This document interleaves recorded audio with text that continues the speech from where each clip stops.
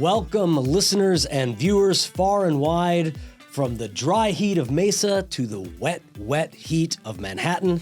I am Eirik Gislason, Associate Broker and Team Leader of the Excelsior team at Brown Harris Stevens, Master Certified Negotiation Expert and Instructor, the founder of Archway Partners Coaching, and your host of Shear Negotiation Mastery, a podcast, as you know, bound and determined to reclaim and restore the good name of negotiation and unlock the door to value creation, win-win solutions, and the true power of collaboration and integrative negotiation. So today we are going to have a little bit of an unconventional show, a little bit different from our typical show. We are going to have a nice in-depth conversation about the FAIR Act, the Fairness in Apartment Rental Expenses Act that just went into effect on June 11th of this year and has caused quite a stir to this point, but we're going to get into it from a different perspective. We're going to talk about it from the negotiation perspective and have a conversation that hopefully will be fruitful to you, whether you are a renter in this industry or in this market, or whether you are an agent in this industry, because I think that that's an important conversation to have. But before we get into that, I want to welcome back my very good friend, Jay Billiet, and my part-time co-host. It's been 5 episodes since Jay has been here. There have been many cookie salads eaten in the meantime. Yes. And so welcome back, Jay. I'm glad to have you back. Thank you for having me podcast. back. Yeah, Yeah, it's been a while since Since the cookie salad went viral. Yeah. Went viral in my family. Yeah, the anyway, ambrosia, the cookie salad. Yeah. There are a lot of people doing memes or they're fighting. It was a lot. I will tell you what, I have had a project on the cover of a magazine, but my family has never been more proud than when they saw the cookie salad debate on the podcast. I love it. I love it. Yeah.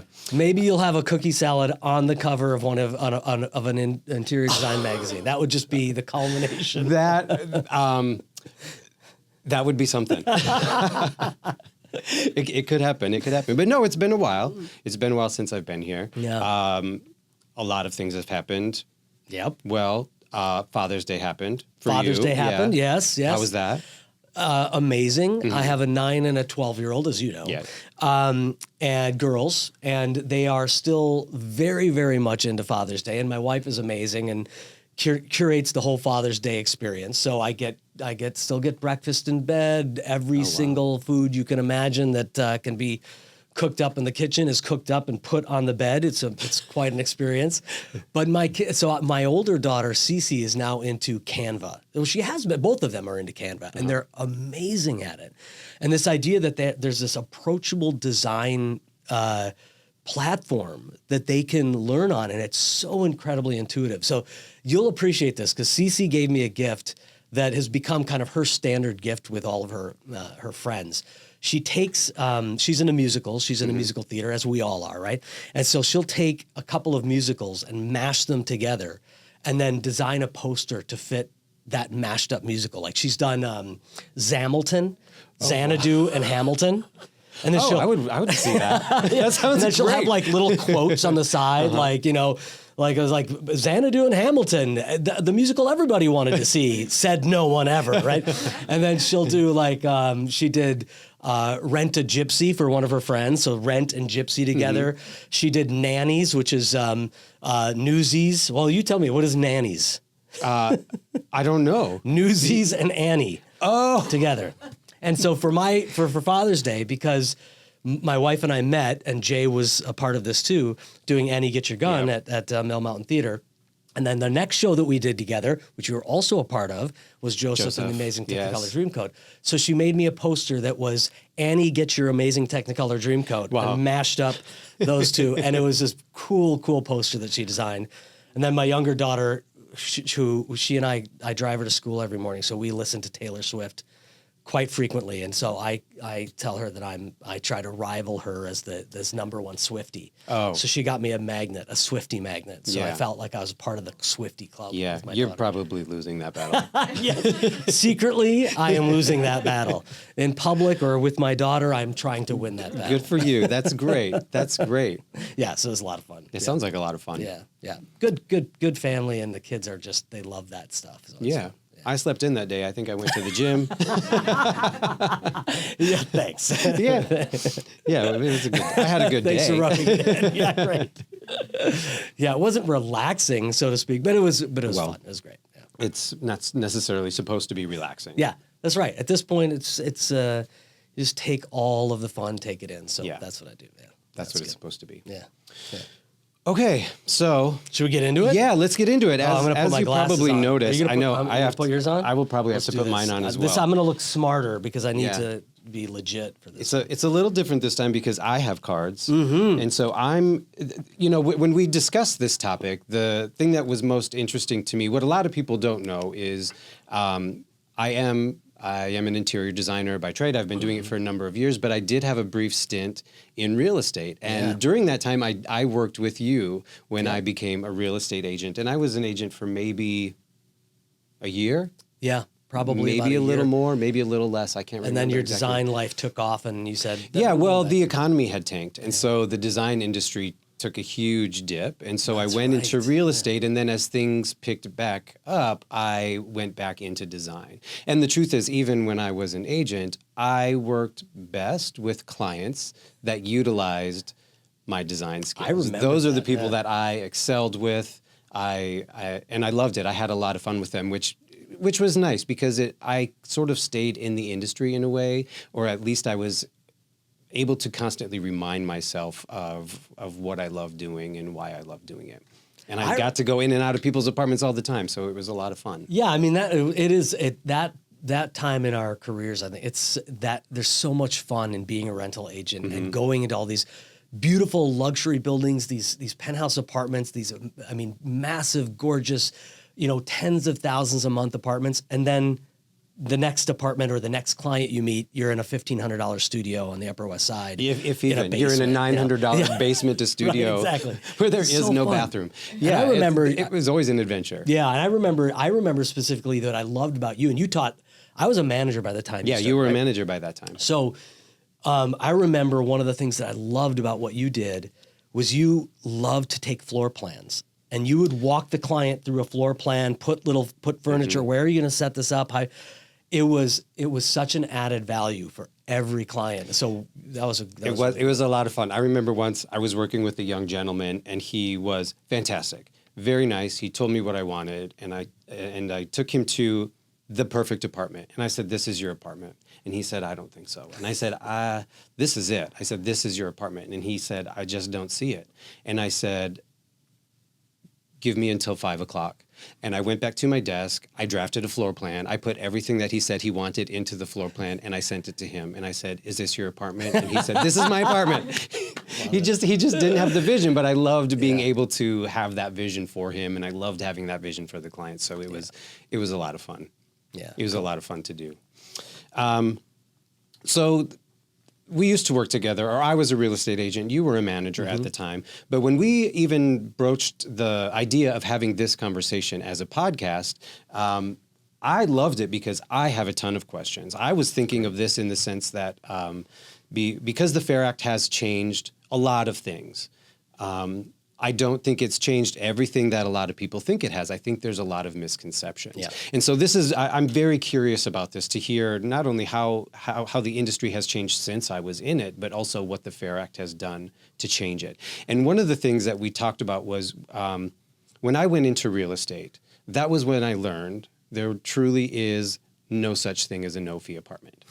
right. Right? And an agent is always getting paid. Right. A no-fee apartment means the renter is not paying that agent a fee. Yeah. And I didn't know that. And I think a lot of people, so many young people moving to New York don't know. They just know to expect a circus when they're looking for an apartment. Yeah. But there is no such thing as a no-fee apartment because an agent is getting paid by someone. Yeah, that's right. And so the biggest misconception now, I think, with the Fair Act, and I've actually encountered this with friends who have recently been active in the rental market, is the Fair Act comes out, and I told you, I Googled it. I said, I want to see what AI says about this. So I Googled the Fair Act, and when you get to the part that talks about, the apartment expenses, the first thing it says is landlords, agents will no longer be able to charge renters a fee. Now, unless I know to read every single word of that, but if you're not well versed in the rental market, you don't know that landlord's agent is different than just saying agent. Yeah. And so there's a lot of people out there that thought come June 15th or June 11th, whatever the date was, they thought no more broker's fees. Yes. So how is that misconception changing what's happening now? You know, how are you explaining that to people? Yeah. Well, that you're absolutely right. There was, even before the Fair Act, I think a lot of misconception or misperception or a misunderstanding of who's getting paid and how. And the fact is that we as an industry have to take some ownership of that and have some responsibility in that. And as we go on today, I want to talk about how agents should be having this conversation and how many agents in this business, including you and me in our past lives as rental agents, have been having this conversation successfully for years. The question is, what kind of an agent are you working with? I mean, from a scruples standpoint, from an honesty and ethics standpoint, from an education standpoint, who are you working with and how are they educating you in the process? Because this is a conversation that has been happening for years, but agents have had a misunderstanding of how this works, let alone the renter public, the renting public.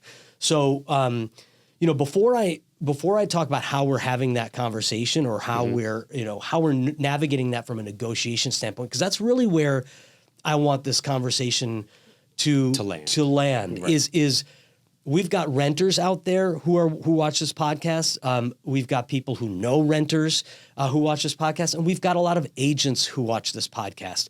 And what I would love to do, and what with your help, is provide value for both of those sides of the transaction. I want agents out there who are unfamiliar with the changes or who don't know how to navigate these changes to have some better understanding and more arrows in their quiver, so to speak, to be able to navigate this process with renters from a value proposition standpoint.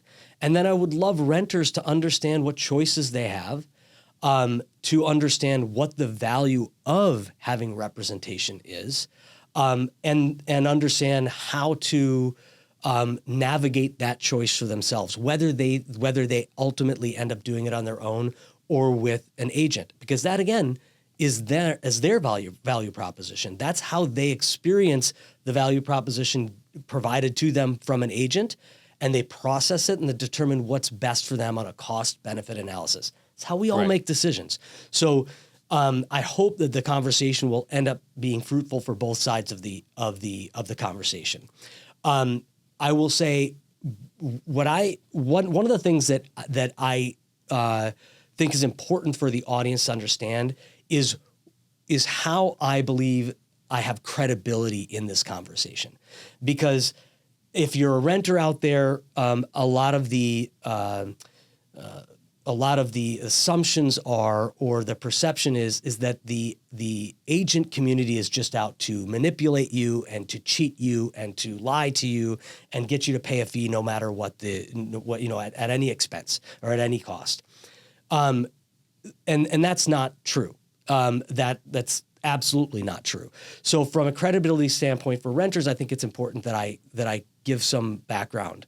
And for agents who are out there, I think it's important for them to understand where I come from as well.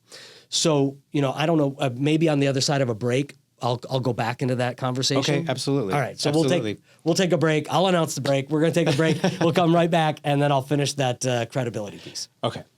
I'm Brian Scott Cohen, one of the top loan originators in the country, and the #1 mortgage originator at Guaranteed Rate Infinity. Guaranteed Rate Infinity arguably has the most advanced tech in the industry. Our completely digital loan process makes it easy and efficient for homeowners, from a 15-minute pre-approval to the digital application and through closing. My team and I would love to help you get into the home of your dreams.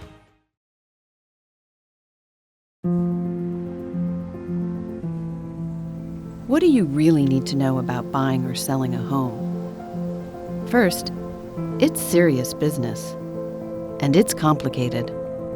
There's a lot of money on the table, and emotion too. You need an agent who knows the ropes. So, whether you're buying or selling your home, work with professionals who have a mastery of the craft.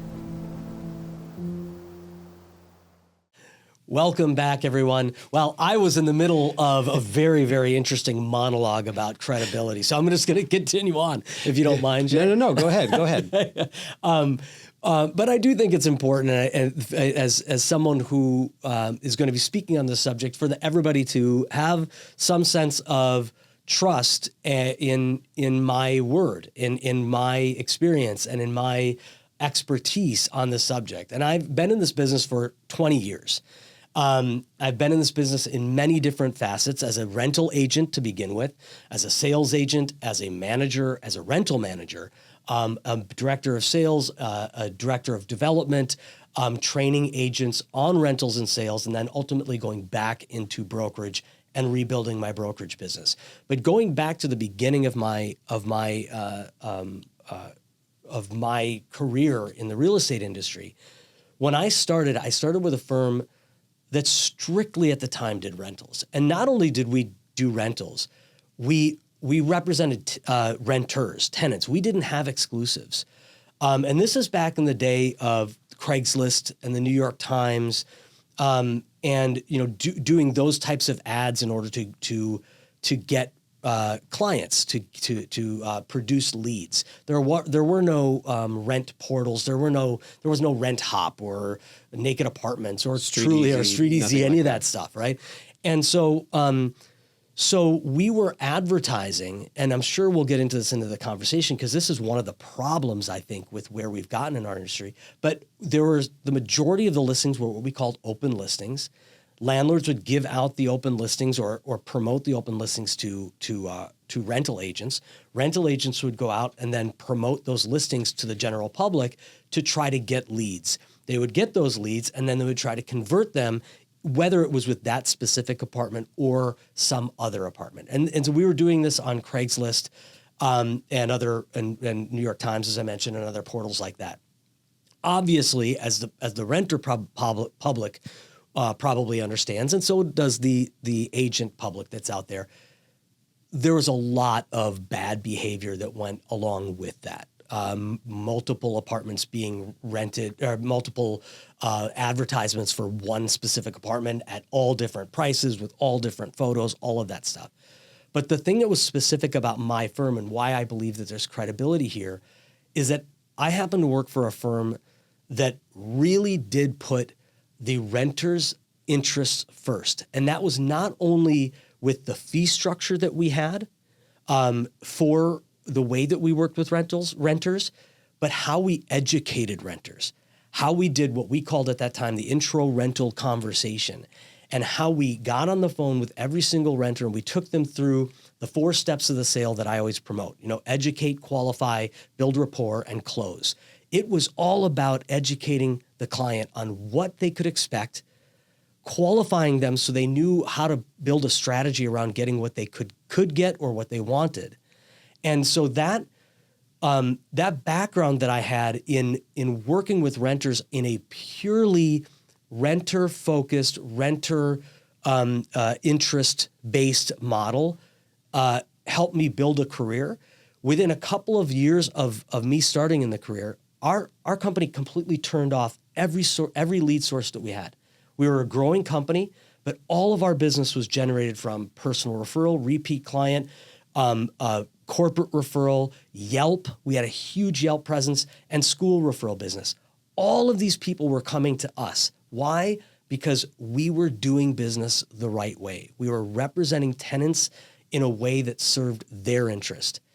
And so I'm all about doing that, and I think that the FAIR Act actually accomplishes a lot of what we were doing 20 years ago when I started in real estate. And so I'm proud to see how that model has come forward, but as we'll talk about, it's got some very, very deep negative unintended consequences that come along with it. Right. So this is a good place to start, right? Because as I mentioned, when I started as an agent, there was there was 3 kinds of apartments. There was a no-fee apartment, there was a 1-month fee apartment, and then there was what was called a co-broke, which was a 12% or 15% fee on an apartment. You trained me. So everything that you just said is what I did. Yeah. That's exactly how I was trained. And the first thing I would do when I got a client on the phone is I would explain that to them. I would say, these are the types of apartments that exist. These are the types of apartments we will see. I will let you know before we walk into every apartment what type of apartment this is. This apartment costs this much and there's a 1-month fee. Yeah. This apartment costs this much and there is no fee. Or this apartment costs this much and there's a 12% fee, but just so you know, I only get half of that. I get less than I would if you got another apartment. So I'm only showing you this because I think it's the right apartment for you. Yeah. So now with the FAIR Act, how does that description, if I were to start again today, how does that description change? How do I explain to the client, well, if these are all, I believe co-brokes no longer exist. That's right. So what is that description to the client, and how do I tell them who pays? Because the FAIR Act has changed the pay structure. Yeah. So you're right. This conversation about fees is going to change. And I think that there are going to be some agents out there who are maybe not happy with how I'm going to answer that question, because I do think that it changes the way we have conversations with our clients about fees moving forward. But I will say one clarification. Co-brokes will exist. Co-brokes exist. The idea of 2 brokers cooperating with each other absolutely exists. There's, having one agent representing the tenant, one agent representing the landlord. That is absolutely going to exist. What is not going to exist, and I think this is a great thing, is that client, that renter, is going to no longer be responsible for paying both their agent and the landlord's agent. Got it. The FAIR Act says whoever hires the agent pays the agent. So if a landlord engages an agent to rent their apartment, they are responsible for paying that agent. So this idea of a 15% co-broke or a 12% co-broke, as you mentioned, where the renter pays 6% and 6% or 7.5% and 7.5% and covers everybody's fees. Thank God that's gone. That's out the window. And so a renter can expect that if they're going to pay anybody, it's going to be the person that they hire. And that's why I believe that the structure of fees is going to change for the benefit of the client. When you mentioned how we did it at our firm. You mentioned our standard, our collect your own fee. Our fee was 1 month, and so what that did, and I'm just going to lay it out because I think this lends to the client-centric approach that we had. Because as you mentioned, there were 3 different fees, and we would explain to the client how it worked so that they understood that we were not incentivized in one direction or another to show them one apartment over another, to push one apartment over another. And that's one of the huge misperceptions a client had is, how are you getting paid, and how do I know that you're not pushing me or influencing me to serve your interest rather than my own? Rather than mine as a renter. And so when we had that conversation, we would sit down and we would say, if we're collecting from a landlord, if they're paying us what we call an OP, that's generally paid on a 1-month basis, called a 1-month OP. If it's our fee that we collect on a collect your own fee, our company fee, we also make that 1 month. So there's no incentive, no benefit for me to show you something where I'm getting paid by the landlord or getting paid by you. And the third fee that they might encounter, and as we would say in our script, I don't want you to pay a 15% co-broke. The last thing I would want is for you to have to come out of pocket 15%, which is almost 2 months' rent. Now, side note, a lot of renters, you would say 15%, they didn't know that was 15% of the annual rent. Exactly. They thought, 15% of $3,000, okay, what is that? That's $450. I think I could afford that, right? They didn't even understand that when we said 15% that it was of the annual rent. So being able to explain that to them and then compare that to the other 2 fees brought into context and into clarity to that client exactly what they were looking at. And then as you remember, we would say, if it's a 15% co-broke, it might be the right apartment. I don't want you to not see it because maybe all things considered, net, it's the right apartment for you. So we will be upfront. We'll tell you in advance exactly what the fee structure is, but you will know that if it is a 15% co-broke, I'm actually getting paid 7.5%, which is 0.8% less than I would get paid if it was a 1 month fee or an OP from the landlord or the developer, because that's 8.3% of the annual rent is 1 month. So I actually get paid less on a co-broke, but that's not enough. 0.8% is not enough for me to sway you in one direction or another, right? That fee structure, boom, boom, boom, 7.5, 8.3, 8.3. It made sense for the client. It was honest to the client. It was fair to the client. And most importantly, in my opinion, it showed the client that we were never going to make a decision that served our interests over theirs because we weren't incentivized to do it. Whereas other fee structures where they were just collecting as their company fee, the highest possible fee, the most they could possibly charge, whatever that was, because co-brokes existed, this split half and half, and because OPs existed on a 1 month basis, it absolutely incentivized the agent to work against their client's interests. Unless there are plenty of honest agents out there who would never do that to their client. I fully believe that even though the fee structure is different, they would never dissuade their client from doing the thing that was in their interest. I totally believe that. But it's still, if you want to be fair to the client, if you want to be client-focused, client-centric, and do what's right by the client, the fee structure plays into that. Okay. That brings up a few questions that I want to ask you. Excuse me, but we do have to take a break, so we'll be right back. Ultimate Diamond is New York City's most established family-owned jeweler. With over 65 years of experience, Ultimate is renowned for its exceptional, custom-crafted diamond jewelry, its bespoke engagement ring designs, and its ability to source rare, distinguished timepieces. Ultimate has built a legacy of timeless craftsmanship and discretion, making it a trusted name among those who value refined luxury. Learn more at ultimatediamond.com. When we first started Excel Real Property Management 11 years ago, we did so with the intention of protecting the investment community. Here at Excel Real Property Management, we focus specifically on serving the needs of individual apartments, townhouse, and small multifamily building owners both in Manhattan and select neighborhoods of Brooklyn. Our services encompass everything: rent collection, expense payment, handling maintenance and repair, turnover between tenants, insurance needs. Literally anything that an investor would typically handle him or herself, we take care of for them. Whether you hold one individual apartment or a rental building that houses 20 units, Excel is here to help with all of your specific needs.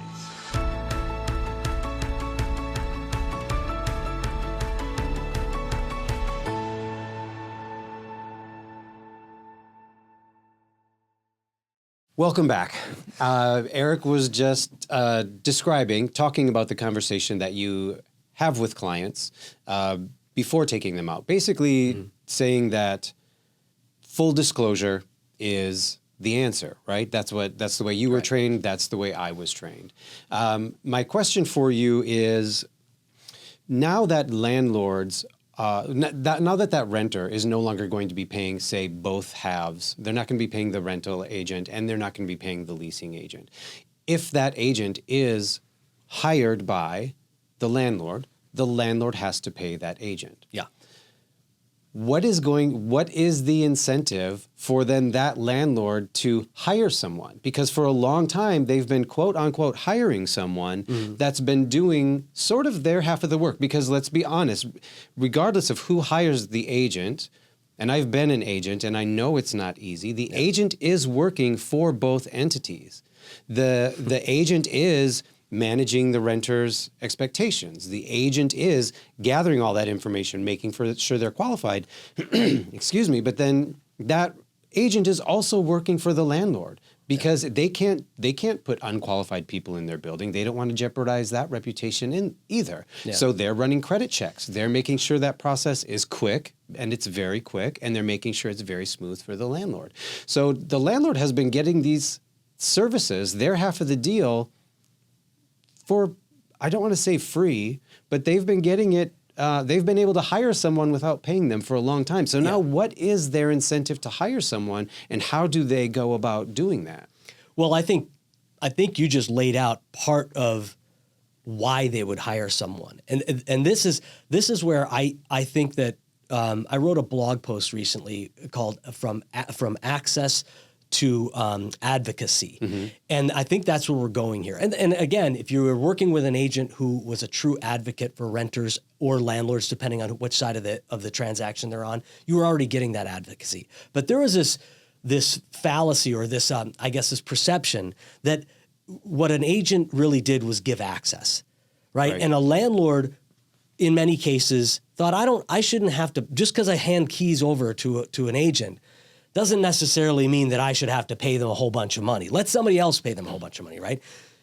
They were believing that the key transfer to the agent who was going to open the door was really all that agent was doing, and they weren't really they weren't either understanding that there was a whole lot more that agent did in order to make that successful, that rental successful, or they weren't hiring the right agent. Right. Because the agent that they hired actually was just opening doors and collecting a fee. And sometimes that agent would not open the doors to some people and open the doors to others, whether they had a renter's agent or not, because it made a difference on how much they would actually collect in their fee at the end of the day, which is not at all advocacy for the landlord. If the landlord hired them, they have every responsibility to make sure that they get that apartment rented for the highest possible price in the shortest amount of time with a qualified renter, right? If that's the job of a landlord's agent, there is so much benefit to hiring a good agent. There is so much value to what a landlord's agent does for the landlord. So if you're a landlord out there, there's 100% a reason why you would say, oh shoot, now the law says if I hire someone, I have to pay them. Pay them. Negotiate with them, find a way to work a solution with them, but to have a good advocate on your side, to have a good agent on your side, to represent the property, to negotiate on your behalf, to get the best possible renter in that building, to show it as many times as is humanly possible in order to create competition, whatever all of those responsibilities are that the landlord's agent has, respect those responsibilities, understand the benefits that come with that, and then hire the best agent that you can in order to represent you. So that's one part of it, is that landlords, I think, deserve to reevaluate who they're hiring and hire a qualified agent now that they're going to pay them. But they should at least entertain whether it's going to end up being a net gain for them. The other thing that we haven't talked about yet is one of the unintended consequences of rising rent prices. So another reason why a landlord might decide, okay, I'm going to do this, is because in many, many markets in New York City and many sub-markets in New York City, the vacancy rate is so low. It's the reason that they could pass the fee on to the tenants, right? Right. Tenants would pay the fee all up front. And so now they're presumably, if they are in a market that will allow it, and many of these sub-markets will, they're going to raise rents in order to compensate for that fee. That is happening. And unfortunately, that's an unintended consequence of this bill. And the way I like to explain it, because there are some that say, yes, that's true, but hey, look, at least the renter can split that fee into 12 monthly payments as opposed to paying it all up front, because that's a huge lump sum of money. I get it. I totally understand it. But if that renter stays in that apartment for 2 years, 3 years, 4 years, if the rent went up $150 a month to compensate the landlord's agent for that broker's fee, well, I'm sorry, renter, you're paying that $150 a month on year 1, on year 2, on year 3. As long as you stay there, you are continuing to pay that fee over and over and over again, and all of your increases are now based on the higher rent. So that's one of the unintended consequences. So let me ask you this. In that case, is a landlord able to say, or will a landlord be able to say, this is the apartment, this is the rent. If you pay this fee, this is the rent. If you don't pay the fee, the rent will be this much per month. Like, is there going to be an option for them to pass it on honestly and say, look, I have to pay this agent. Well, I mean, I don't think You can give me $1,700 now, or I'll just increase the rent and you'll just pay it over and over and over for as long as you're here. Well, they won't have that choice because if they hire an agent, they are engaging into a contract where they are going to pay their agent. So it's not like if a direct client comes to them that they won't be responsible for that broker's fee. They're already contracted, or they have an agreement with that listing agent to pay them a fee. So that fee is going to be paid whether the renter comes with a broker or comes with an agent or not. Is that maybe? No, that makes sense. And so my next question is, who is obligated, legally or morally, to inform the renter of who is getting paid and how?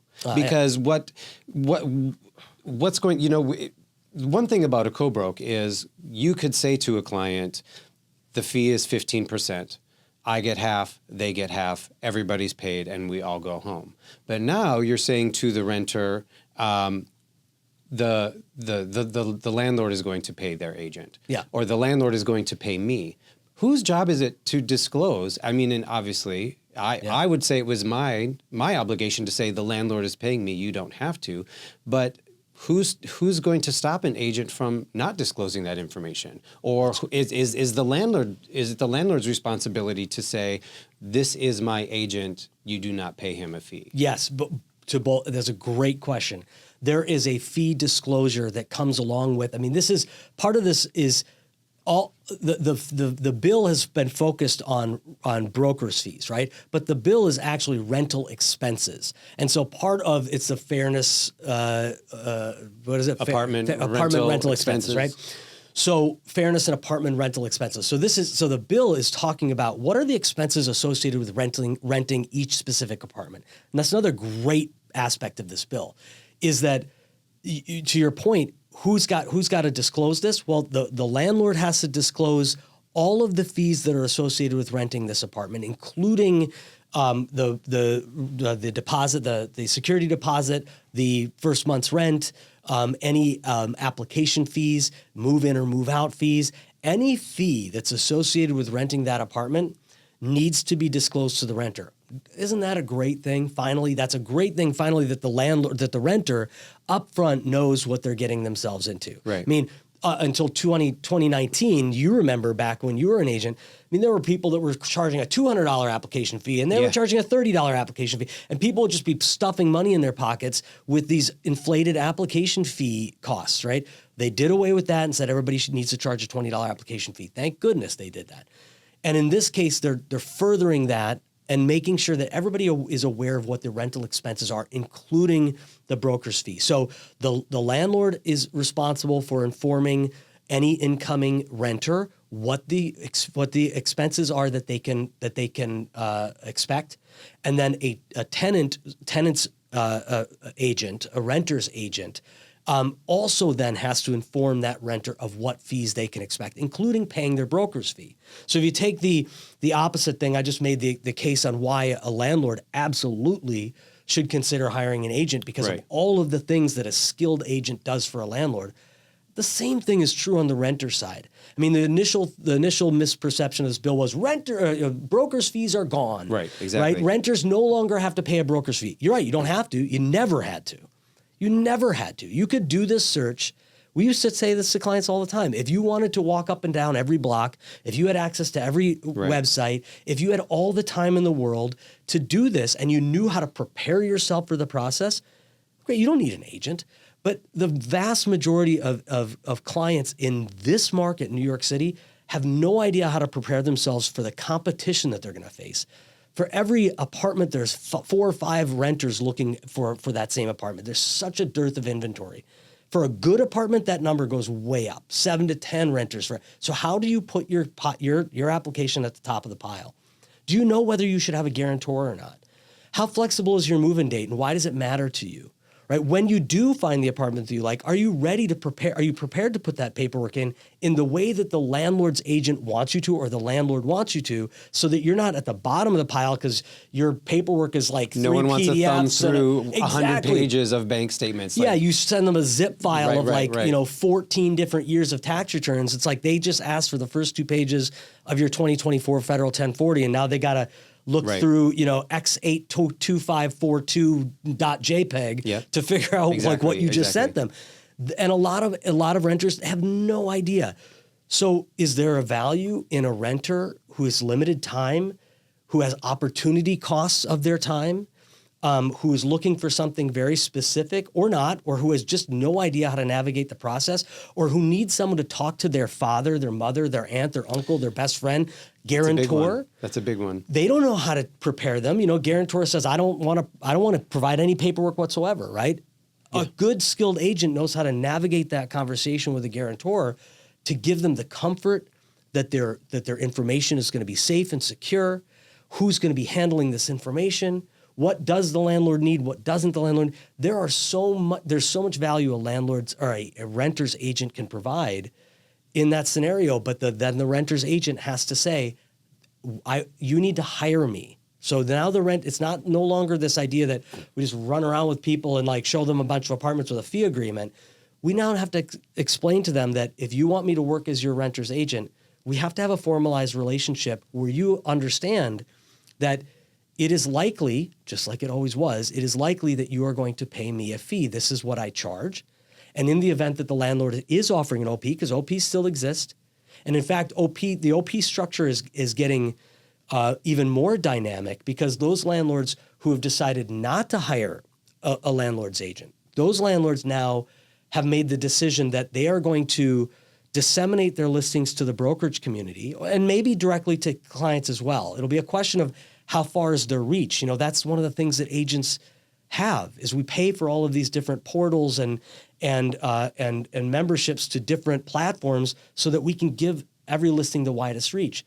Does the landlord have that ability? Well, if those who don't hire an agent, they're going to get it out to whoever they can, and they may offer an OP to a renter's agent and say, look, you can pass the savings on to your renter. You have to have an agreement with them, but at the end of the day, you walk in the door, and instead of them paying a landlord's agent, they're going to pay the renter's agent an OP.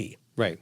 So those things still will exist. Well, and to your point, I tell my friends all the time, because I've lived here a long time, they're moving here or they're moving for the first time and they say, do I need an agent? And I say, yes. And then that's not the answer they want. And they say, right. And they say, do I have to have an agent? And I said, no, but you need to have one because you need someone who's going to get all the correct information, put it in a presentable manner so that, this is New York. One thing that's not changing with the FAIR Act is that this is still the rental market in New York. Yeah. It's a circus. It moves very, very quickly, and therefore the agents have to move very, very quickly. And if you see something you like, you have to move very, very quickly. Yeah. Not even the best of my friends are organized enough to do that. I say, hire someone. You're going to pay them a 1-month fee, but they're going to have all the information they need. It's going to be in a packet so that when you walk into the apartment you want, they say, great. And they can probably do it from their phone now. They probably do that application. They submit your packet from the apartment while you're standing in it. Yeah, I think that will never change. And it also sounds like from the renter standpoint, the FAIR Act isn't really changing what their experience will be, other than the agent is going to have a more authentic relationship with them. I had a friend once who said, I'm going to see an apartment on Saturday. And I said, that's great. And he said, there's a 1-month fee. And I said, how many apartments is he going to show you? Because to me, I thought, well, if you're giving him a fee, he's obviously going to put in some legwork. And he goes, just one. And I said, just one. And he goes, and then I'm seeing one on Sunday. I said, when do you have to move? You're going to see, you're going to contact a different broker 2 different brokers every week to see 2 different apartments. Yeah. That's going to take you forever. Which leads me to my next question is, how is the FAIR Act going to alleviate that sort of misconception? That misconception of, the agent is going to have to be very clear. very direct. Is that going to eliminate some of the people who come to New York and they reach out to 3 different agents? And this happened to me when I was an agent. I worked with it happened more than once where I say, what apartments have you seen? And they say, we haven't seen anything. And it turns out they've been out for 2 days with other agents. Yeah. Is this conversation about the Fair Act going to eliminate some of that so that not only is the renter more comfortable with their agent, but the agent can actually be more comfortable with the fact that I might put in 2 full days of showing apartments to this potential renter and come out with a fee in the end? The answer is I hope so. I hope it changes that dynamic for everybody's benefit. For everybody's benefit. And this goes to how I look at this from a negotiation standpoint, from the renter side of things and for the agent side of things. Because you just mentioned, I mean, to some degree, and a lot of people don't know this, I think, or don't appreciate this, that as a rental agent, you take on a tremendous amount of risk. Mm-hmm. You work your tail off 7 days a week, especially for 4 or 5, 6 months of the year, where it's nonstop. And you are trying to help as many people as you can help without any sort of protection whatsoever as to whether you are going to get paid or right. that tenant is going to work with you or not, right? That is a very, very difficult lifestyle, difficult job, difficult situation.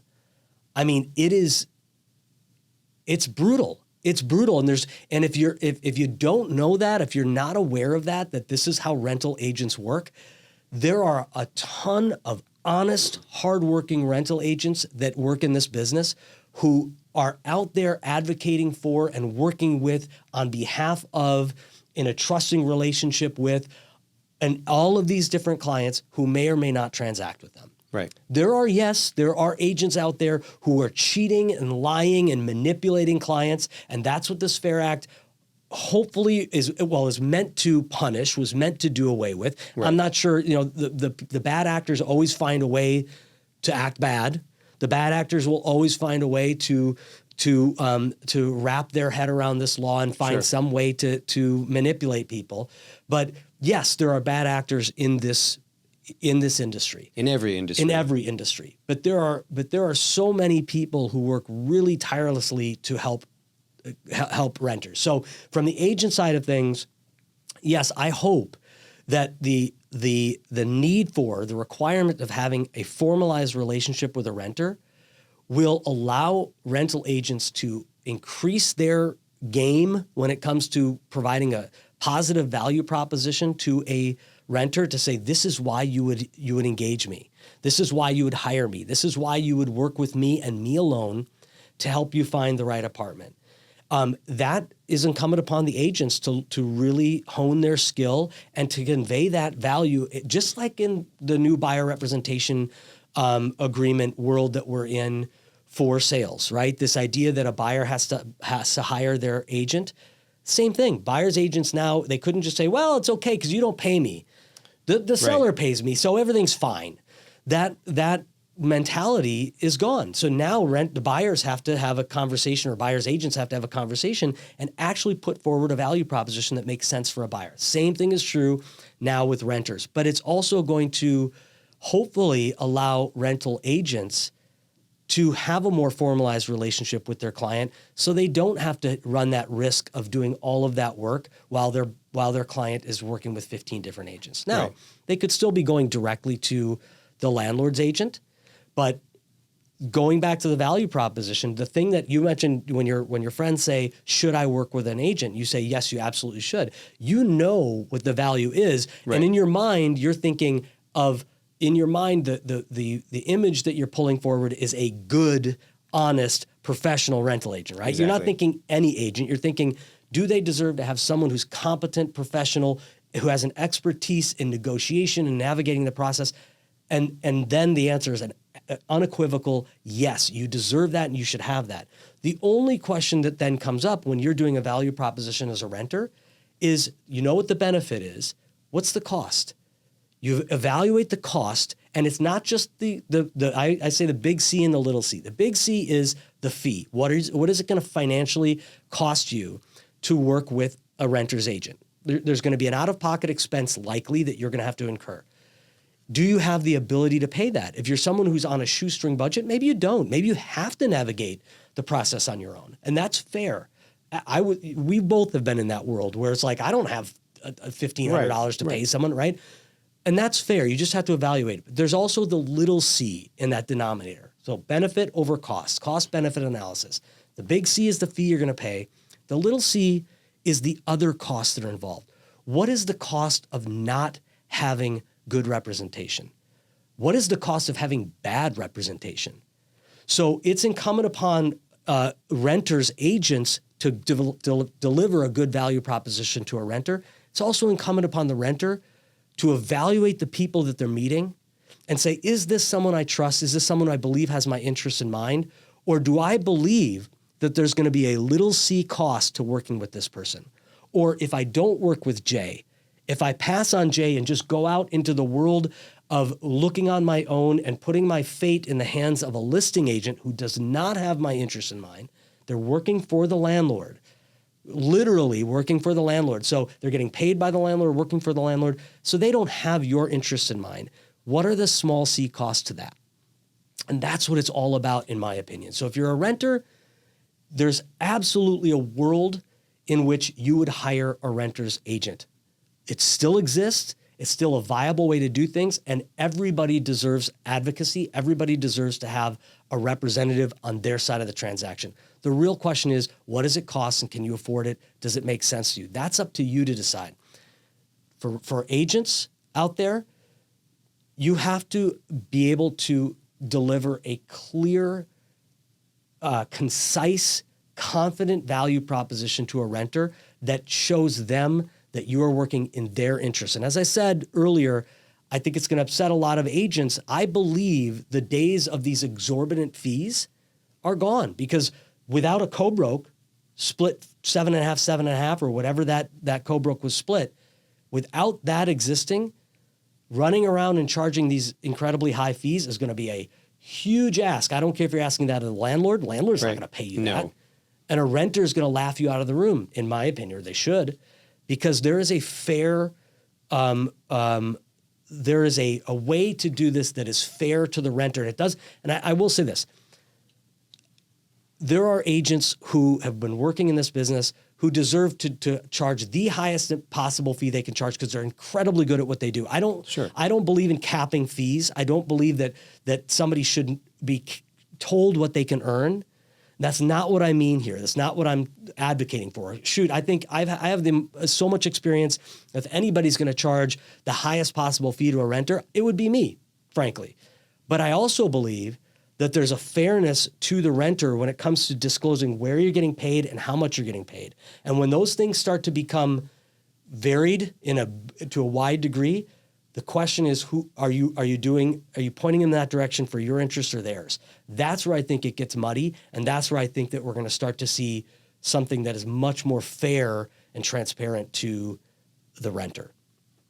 But it is going to have huge unintended consequences, including increased cost and including reduced visibility on inventory. We didn't even get into that. Yeah, reduced visibility, and also we're now putting we're asking the landlords to put in a lot more effort. And we're talking about a lot of landlords let agents come and go through these apartments. And now we're asking them, hey, if we want you to hire somebody. If that's what you want, you have to hire someone, you have to pay someone. Now they have to put in more effort, for lack of a better word. Yeah, and so I'm curious to see how that's going to pan out. Which way will that go? Is that going to end up with less landlords hiring agents to work with them solely on their behalf, or is it going to end up with more?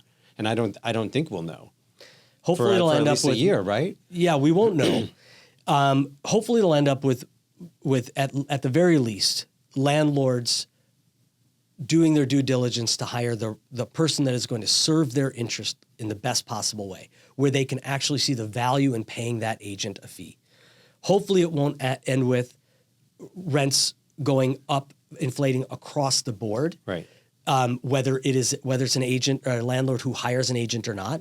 I have a feeling that is going to be the consequence of this, unfortunately. And And hopefully it'll be a market that still lends some transparency, whether it should. I don't want this to end up being an access argument again. The fees should not be based on access. Fees should be based on advocacy. And if we can land somewhere where a renter hires an agent because they know that they're going to advocate for their interests and do right by them, and the landlord hires an agent because they know that they're going to have someone who's going to advocate for their interests. If that's where this lands, then that would be great. That's a win. But there's going to be a lot of bumps along the road. There will be. I mean, I think there will be just these few bumps now as it rolls out, just because of misconceptions and misunderstandings. Yeah. I mean, there's a lot of people that still think there's no more broker's fees. Yeah. So I'm very curious to see how it all plays out. Yeah, it's going to be hard for the renter's agent to engage a renter and explain to them why they would hire them and pay them a fee when that person believes that fees don't exist. Right. And so you're automatically, do you think that the person is nefarious or manipulative or trying to pull one over on you because they're asking you to pay them a fee if you hire them? Exactly. So it's gonna be agents have got to educate themselves and educate their clients and gain that trust and build that trust, and that's what negotiation is all about. It is all about making sure that you build that trust and rapport with the client so that they understand what you're telling them is in their interests, not yours. Right. That's it. I agree. All right, so let's you know what? I'm gonna wrap it up. Do you mind if I wrap it up? No, go ahead. This is great. This was I like being interviewed. This kind of. I still have so many more questions, but I know maybe we'll do a part another two. Time. Part two. We'll do a part two. Hopefully you as an audience found value in this. Please, if you did, send us a DM, message us on any platform you'd like. Because we would love to hear from you. And if there is a part two, even if it expands to a larger conversation with more people, that would be amazing. Let us know your questions. Yeah. And send in your questions. Us know your experience, because we could have this same conversation in 6 months and it could be completely different. Maybe we'll bring in a renter who's had a good or a bad experience and get their feedback on what they've experienced pre-Fair Act, post-Fair Act, which would be really interesting. Yeah. But in the meantime, that is the Shear line for today. As a reminder, you can support this show by following us, subscribing, rating, and reviewing the podcast on YouTube, Spotify, Apple Podcasts, or wherever you get your podcasts. Just go to getmorenetwork.com, and there you can check out all of the amazing shows on the More Network, including past episodes of the Shear line, including the first ever episode that included Jay Billiet.